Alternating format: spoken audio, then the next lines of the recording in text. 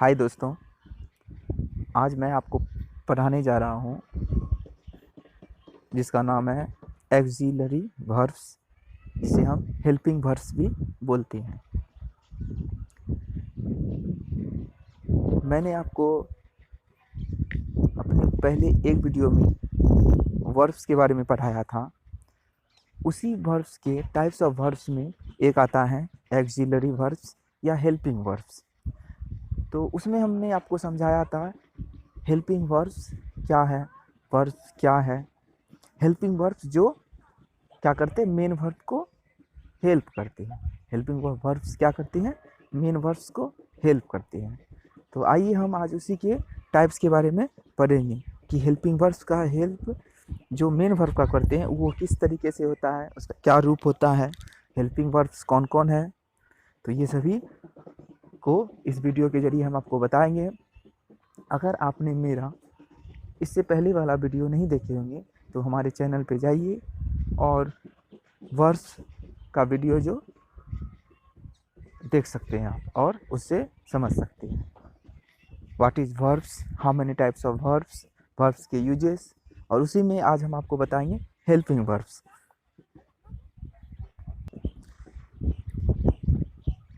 तो दोस्तों आइए हम पढ़ते हैं एक्सिलरी वर्ब्स या हेल्पिंग वर्ब्स।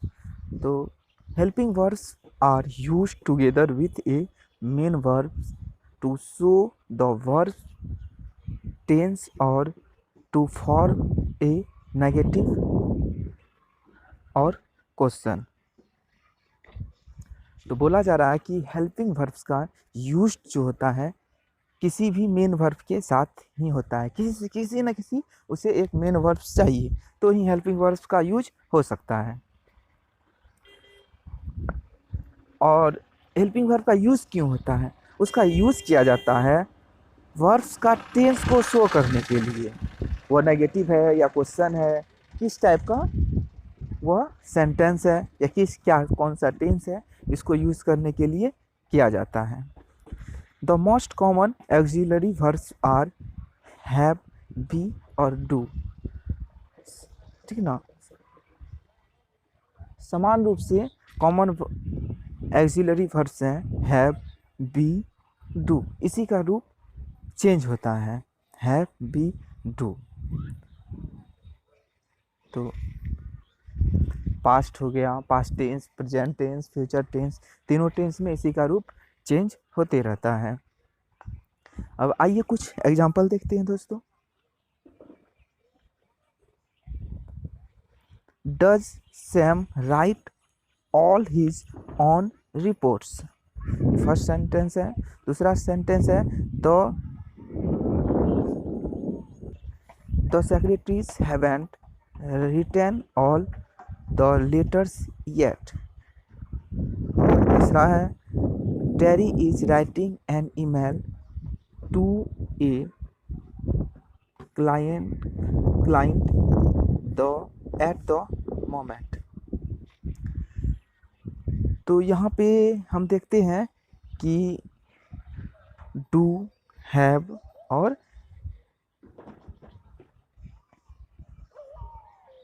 बी तीनों का यूज हुआ है इस सेंटेंस में। बी का यूज जो आप देखते हैं इज, ये इज जो है हमारा बी का है यूज है। और आप डू का देख सकते हैं डज, थर्ड पर्सन के साथ डज लगा है। और हैव का हैवेंट जो है, ये तीनों डू, हैव और बी का फॉर्म है।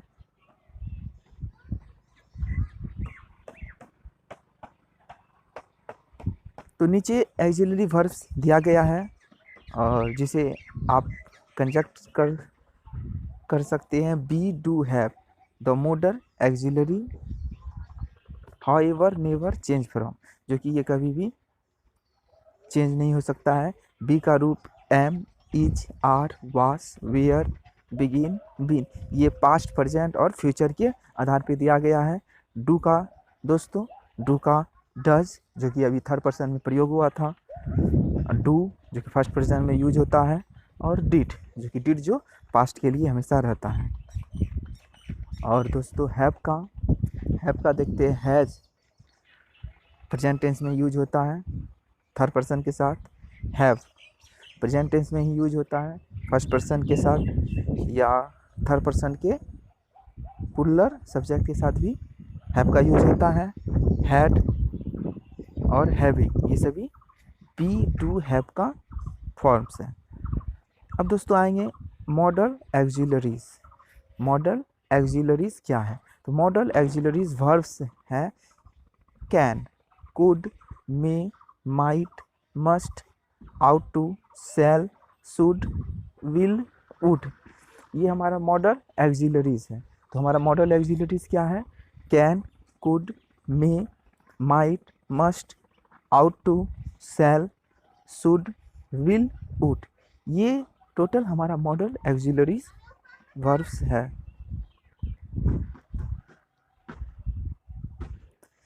तो दोस्तों auxiliary verbs also known as helping verbs. Auxiliary verbs को हम लोग हेल्पिंग वर्ब्स के भी नाम से जानते हैं। एड फंक्शनल और grammatical meaning to the clauses. और क्लॉजेस में फंक्शनल और ग्रामेटिकुलर मीनिंग को ऐड करने के लिए in which they appear, they perform their function in several different ways. ठीक ना? तो किसी भी मतलब सेंटेंस में, ठीक ना, वर्ब्स का यूज, एक्सिलरी वर्ब्स का यूज हम लोग करते हैं उसको टाइम डिनोट करने के लिए। इससे हमें टाइम का पता भी चलता है।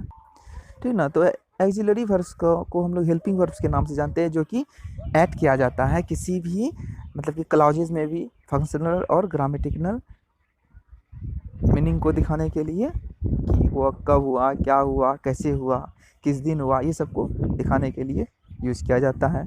दे perform their function in several different veg. और ये सभी का प्रयोग अलग अलग तरीक़ों से किया जाता है।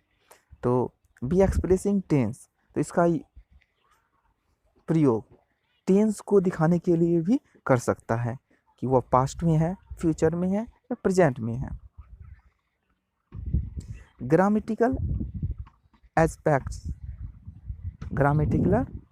ग्रामेटिकल एस्पेक्ट्स यानी कि express how verb relates to the flow of time. Verb का यूज यानी कि हेल्पिंग वर्ब्स का यूज टाइम को भी दिखाने के लिए किया जाता है। इससे हमें टाइम का भी बोध होता है।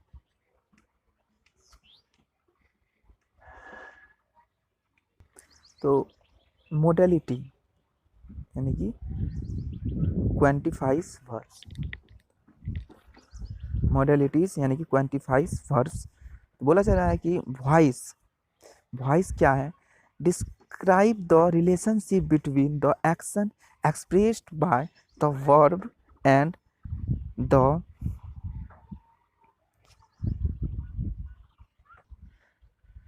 the participants identified by the verb subjects objects।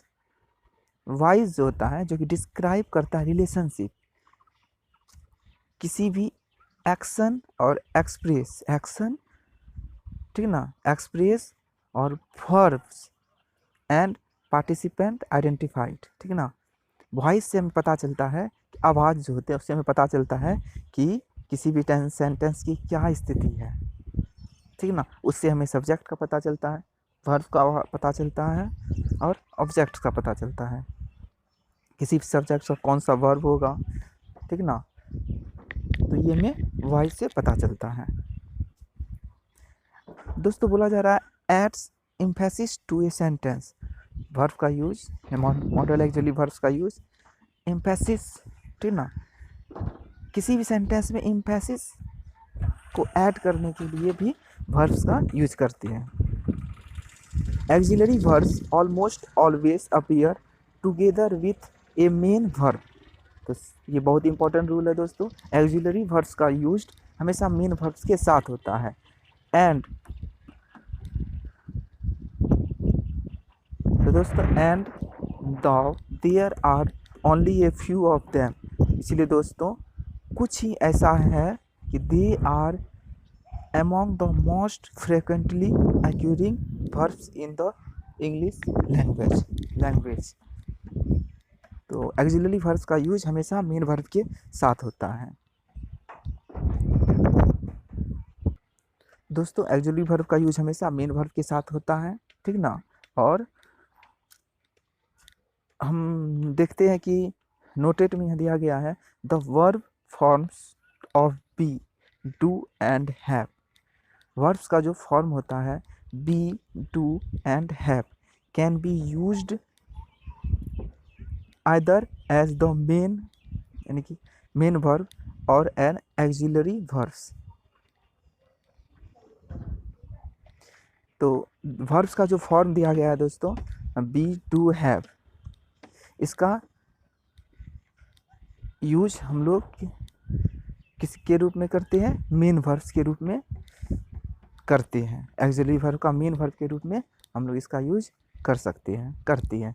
The verbs will, would, shall, should, can, could, may, might and must can not be the main verbs alone. तो दोस्तों वर्ब्स का कुछ फॉर्म है will, would, shall, should, can, could, may, might and must cannot be the main verbs alone. They are used as auxiliary verbs only, always need a main verb to follow। ठीक है ना, ये सभी जो verbs जो हम बोले auxiliary verbs, ये सभी का यूज बोला जा रहा है कि they are used as auxiliary verbs, ये सभी का यूज auxiliary verbs के रूप में करते हैं। only and always need a main verbs, और ये सभी वर्ब्स के साथ एक मेन वर्ब चाहिए। आपका हो गया विल, हो गया वुड, हो गया should, sad, can, could, may, might and must, ये सभी के साथ एक मेन वर्ब होना चाहिए तो ही इसका यूज हो सकता है। अब दोस्तों आएंगे एक्सिलरी वर्ब्स, ठीक ना। एक्सिलरी वर्ब्स के फर्स्ट लिस्ट में देखते हैं बी, यूजेस ऑफ बी। तो दोस्तों यूजेस ऑफ बी, बी का uses progressive sentence. Progressive sentence हो गया आई एम टॉकिंग, तो यहाँ बी का यूज एम में आया। बी जो है ये हो गया, बी का रूप हो गया she is preparing dinner for us, is और दे हैव बीन, यानी कि हैव, ठीक ना, ये बी का ही रूप है स्टडिंग ऑल नाइट। तो यहाँ हम दोस्तों देखिए कि ये सभी प्रोग्रेसिव सेंटेंस है। I am talking about, she is preparing dinner for us और they have been studying all night.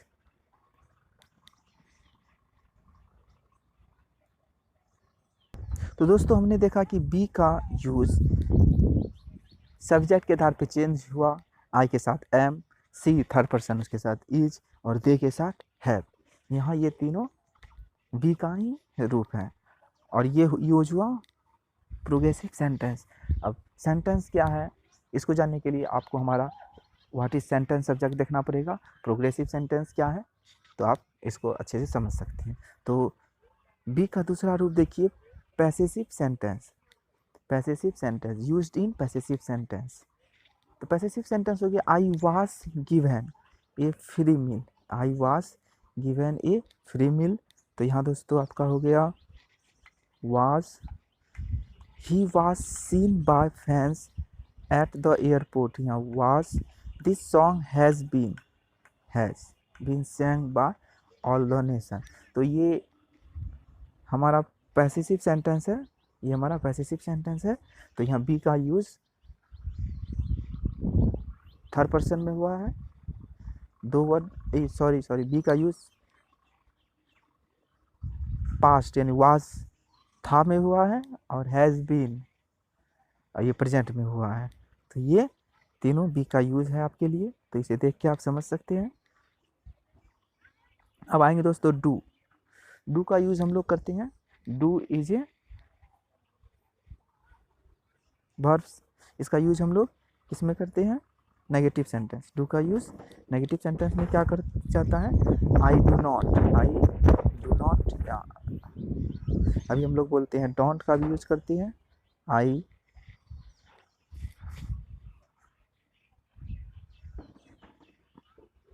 She doesn't agree with me और दे डिडंट अराइव येट।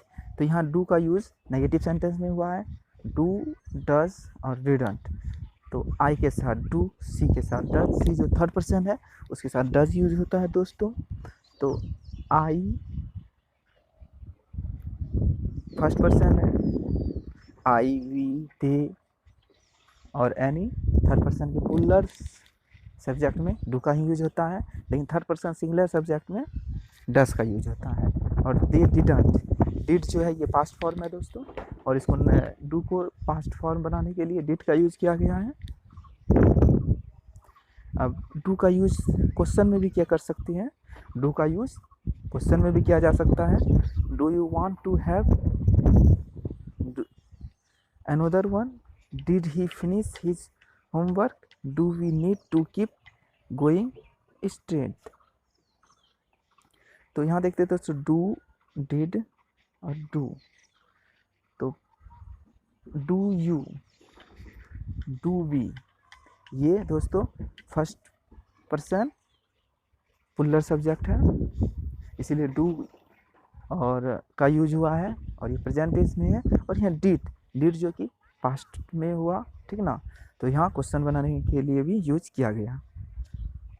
अब दोस्तों आएंगे हैव का use, used in perfect sentence. Have का use perfect sentence या sentence को perfect बनाने के लिए किया जा सकता है। तो I have been following you for a mile. I have been following, मैं आपको बहुत मतलब 1 मील से ही फॉलो करता आ रहा हूँ। तो यहाँ हैव, यहाँ देख सकते हैं आप,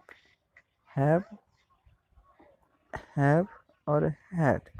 तो आई के साथ दोस्तों हैव का यूज होता है, वी के साथ भी हैव का, आई, वी, दे, दोज और थर्ड पर्सन के पुलर सब्जेक्ट में भी हैव का ही यूज होता है। और सी हैड, और दोस्तों पास्ट फॉर्म में हैड ही फर्स्ट और सेकेंड थर्ड किसी भी कोई भी पर्सन हो, हैड का ही यूज होता है। तो यहाँ हैव का यूज हम लोगों को पता चला। अब इसके आगे चलते हैं, uses of can, use to express ability. Can का यूज हम लोग एक्सप्रेस एबिलिटी के लिए करते, किसी भी क्षमता को दिखाने के लिए। To be able to do something, जब हम किसी चीज़ को करने में सक्षम होते हैं तो हम लोग कैन का यूज़ करते हैं। जहाँ हमें लगे कि दोस्तों कि इसे हम कर सकते हैं तो हम कैन का यूज़ कर सकते हैं। तो एग्जांपल देखिए, I can make jewellery, I can make jewellery, मैं ज्वेलरी बना सकता हूँ, ये मुझे क्या है, क्षमता है। आई कांट स्पीक फ्रेंच, मैं फ्रेंच नहीं बोल सकता हूँ, ये भी हमारी क्षमता है दोस्तों कि मैं फ्रेंच नहीं बोल सकता हूँ। Can you open this jar, क्या तुम इस जार को ओपन कर सकते हो। तो यहाँ ये तीनों सेंटेंस से हमें क्या पता चला दोस्तों कि क्षमता, ये तीनों सेंटेंस से हमें क्षमता का बोध होता है। और कैन का यूज़ परमिशन लेने के लिए, फॉर परमिशन, किसी भी परमिशन को लेने के लिए भी कर सकते हैं। Use to ask for permission, किसी भी परमिशन को मांगने के लिए कर सकती हैं। Can I use your bathroom, क्या मैं आपकी बाथरूम यूज़ कर सकता हूँ। कैन आई लिव नाउ, ठीक ना, क्या मैं जा सकता हूँ। Can I rise the volume, क्या आवाज़ बढ़ा सकता हूँ। तो यहाँ हमें परमिशन मांगने की जब आवश्यकता होगी तो हम कैन का यूज़ कर सकते हैं। यूज टू मेक रिक्वेस्ट और सजेशन, कैन का यूज़ हम लोग रिक्वेस्ट और सजेशन के लिए भी कर सकते हैं। देखिए सेंटेंस जैसे कि can I have more napkins, तो हमने क्या कहा था, यूज़ रिक्वेस्ट या suggestion. Can I have more napkins, you can take this spot if you like, और you can do whether you want. तो दोस्तों यहाँ बताएगा can I have more napkins, तो यहाँ रिक्वेस्ट हुआ, क्या मुझे मिल सकता है मोर नैपकिन, क्या ले सकता हूँ। यू कैन टेक, तो यहाँ यू सजेस्ट किया है कि आपको लेना चाहिए। You can take this spot if you like, अगर आप पसंद करते हैं तो आप इसे ले सकते हैं। यू कैन डू, आपको करना चाहिए, आपका वेयर यू वांट, ठीक ना, आपको जो अच्छा लगे वो कर सकते हैं, ठीक ना, आपको जो अच्छा लगे वो कर सकते हैं। तो यहाँ हमें रिक्वेस्ट और सजेशन का भाव पता चला और हमने यूज़ किया कैन का। अब कुड का, कुड दोस्तों कैन का ही पास्ट फॉर्म है। कुड क्या है, कैन का ही पास्ट फॉर्म है। कैन कुड का use describes an ability that someone had in the past. Could का यूज दोस्तों वैसी स्थिति में दर्शाने के लिए किया जाता है कि जब हम किसी चीज़ को कर सकते थे, किसी भी चीज़ को कर सकते थे। तो देखिए, आई कुड स्विम, मैं तैर सकता था, व्हेन आई वाज यंग, ठीक ना। तो यहाँ यंग की बात हुई है, जब मैं यंग था तो दौड़ सकता था। आई कुड स्विम, ठीक ना, तो आई कुड स्विम यानी कि ये पास्ट की बात होगी, अभी तो यंग नहीं ना हो। तो you could see the boat sinking, ठीक ना, यहाँ कुड सी आप देख सकते थे द बोट सिंकिंग। और तीसरा सेंटेंस है दोस्तों, दे कुड टेल, वे लोग बोल सकते थे द न्यूज़ नर्वस, ठीक ना। तो यहाँ तीनों सेंटेंस में हमें पता चलता है कि हम किसी काम को कर सकते थे लेकिन वो ख़त्म हो चुका है जिसको कि हम नहीं कर सकते हैं। तो इसमें डिस्क्राइब एन एबिलिटी, किसी भी एबिलिटी को डिस्क्राइब करने के लिए क्या गया है जो कि पास्ट फॉर्म में हो, जिसे हम पहले कर सकते थे और अभी नहीं कर सकते हैं। तो आइए उसके बाद आ गया often used in auxiliary functions to express permission politely. किसी भी किसी भी फंक्शन को एक्सप्रेस करने के लिए, परमिशन को जताने के लिए भी पोलाइटली के संदर्भ में कर सकते हैं। Could I take this jacket with me, could I take jacket with me, तो क्या मैं इस जैकेट